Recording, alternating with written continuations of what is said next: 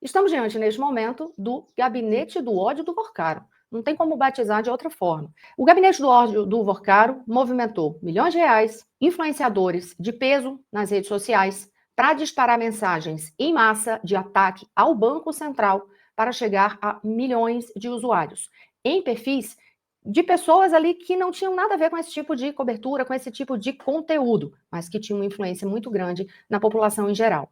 À medida que este assunto foi ganhando corpo e essas novas revelações foram surgindo, a gente percebeu, além daquele recuo que teve no Tribunal de Contas da União sobre a inspeção no Banco Central, ali por outros motivos, em razão de o presidente, inclusive, do Tribunal de Contas da União, o ministro Vital do Rego, ter sido pressionado, ter passado essa pressão e dado um freio no relator Jonathan de Jesus. Além desse recuo, a gente vê uma mudança de discurso, uma mudança de rota em relação ao comportamento do governo federal, do governo do presidente Lula. Por que digo isso? Porque havia muita reclamação entre representantes do Banco Central, integrantes do Banco Central, inclusive no corpo técnico mesmo, ali funcional, os servidores de carreira no Banco Central, de que assim, eles estavam abandonados. Inclusive, o presidente estava abandonado, o presidente do BC, o Gabriel Galípolo, que foi indicado pelo presidente Lula, abandonado no sentido de que não havia uma defesa pública do governo Lula em relação à atuação do Banco Central. Todos em silêncio absoluto, silêncio total. E aí, de repente, mudou e começa-se a dizer, uma preocupação. O marqueteiro entrou em cena, até isso, né? O marqueteiro do Planalto entrou em cena, o Sidônio Palmeira, e até o marqueteiro veio ressaltar, olha, é preciso verificar essa... Agora, até também temos reportagem sobre isso na coluna do Estadão, o marqueteiro ontem, o Sidônio, dizendo assim, vou dar as aspas, a Polícia Federal está fazendo investigação rigorosa, é preciso ver quem está por trás desses ataques e tomar providências, isso nos preocupa.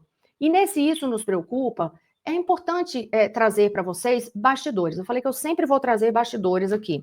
Eu tinha falado algumas vezes, tá, gente, com integrantes do governo, pessoas de trânsito dentro do Palácio do Planalto. No início desta semana, inclusive, conversei com pessoas ali, interlocutores palacianos, e fiz uma indagação específica sobre isso.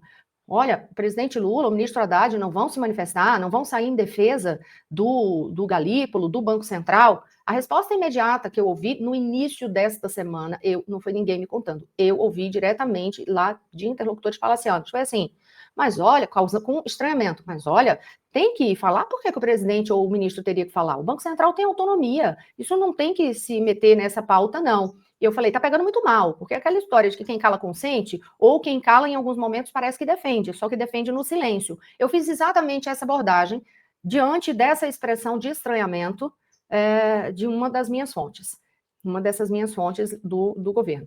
E aí a pessoa insistiu, não, acho que não tem nada a ver. Ao contrário disso, inclusive, a tendência quando a gente conversava com lideranças governistas, aí eu passo para esse leque mais amplo de lideranças governistas, era de que o seguinte, não, todos eles ressaltando que, olha, estão tentando tumultuar o assunto, essa história sobre o escritório, a contratação do escritório, desviava a pauta, tá? Essa contratação do escritório da mulher, do ministro Alexandre de Moraes, não é bem assim, os valores são outros. Estou trazendo um bastidor absoluto das conversas que eu tive essa semana para vocês, tá?